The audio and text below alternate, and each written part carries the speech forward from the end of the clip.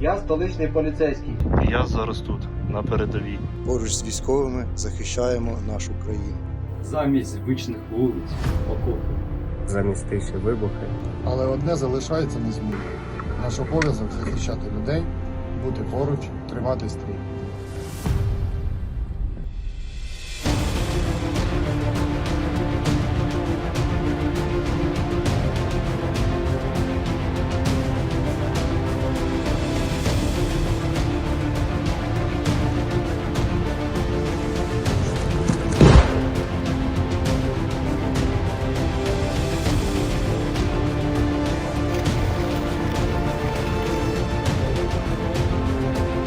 Слава Україні!